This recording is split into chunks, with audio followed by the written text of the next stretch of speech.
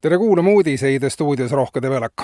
Eesti Poliitikute Liit andis täna hommikul meediaorganisatsioonidele üle tänuavalduse kõikidele hääletamas käinud inimestele. Samuti tänatakse kõiki neid, kes valima ei tulnud. Poliitikute Liit vabandab ka valimisreklaami ja tüütava infotulva ja müra eest, milline pikkade kuude jooksul avaliku ruumi üheks lahutamatuks osaks oli. Poliitikute Liit andis samas teates edasi ka lubaduse, et järgnevate aastate jooksul, mil valijatelt saadud mandaat kehtib, ei näe ega kuule valijad neid kordagi.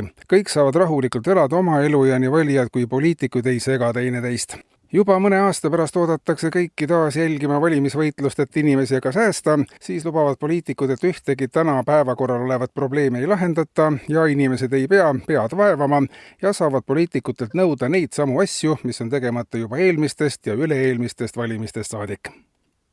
Valitsuses aga oli eile töölaual Rahvastikuameti ülevaade rahvastiku vananemise protsessi kiiruse kohta ja see on pannud valitsuse tööle. Valminud on ka vastav tegevuskava. Kui arvesse võtta, et keskmine eluiga kogu aeg tõuseb, siis saavutab Eesti peagi taseme, mis võimaldab kogu riigil ühe korraga pensionile minna.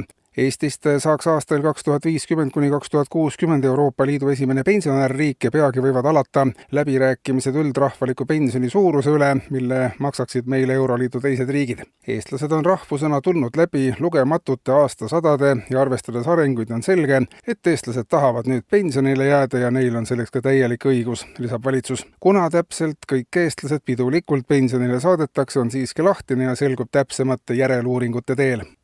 Ja argisemaid toimetusi. Karistusregistri toimimises on uuest aastast muudatusi. Selguse huvides sätestavad nüüdsest seadused, et kuritegusid, mis pandi toime avalikult, ka uuritakse avalikult ja need kuriteod, mis on pandud toime salaja, leiavad oma lõpliku lahendi suletud kohtuistungil. Avalikult toime pandud kuriteo tegija on avalikustamisega arvestanud juba teo korda saatmise hetkest alates salaja kuritegu sooritanud inimesel, aga oli õigustatud ootus, et tema isik jääb avalikkuse eest saladuseks, seega oleks tema isiku avaldamine ja kohtuprotsessi üksikasjade avaldamine avalikkusele juba täiendavaks karistuseks. Uuest aastast alates salaja kuriteo toime pannud isiku üle mõistetakse ka salaja kohut ja ka vanglakaristust hakkab ta vajadusel kandma salaja nii, et avalikkus sellest midagi teada ja aru ei saa ja vajadusel saab süüdimõistetu ka oma endisel ametipostil edasi töötada, et avalikkusel kahtlust ei tekiks. Justiitsministeeriumi teadetel töötab juba praegu avalikus sektoris hulk inimesi, kes on tegelikult kinnipeetavad ja kannavad selle ametipostil vanglakaristust. Vastavad muudatused karistusregistris tuleb sisse viia 2 kuu jooksul.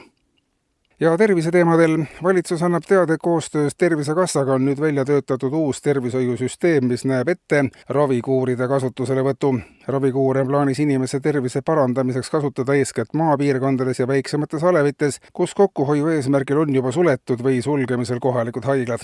Ravikuur ehitatakse suletud haigla kõrvale või kui haiglal oli juba enne seda kuur olemas, võetakse ravikuurina see kasutusele. Ravikuur on haiglahoones kuni 40 000 korda odavam, seal on kogu aeg värske õhk ja ravikuur tagab tervishoiuteenuse osutamisega siis, kui Tervisekassas ükskord raha täiesti otsa saab.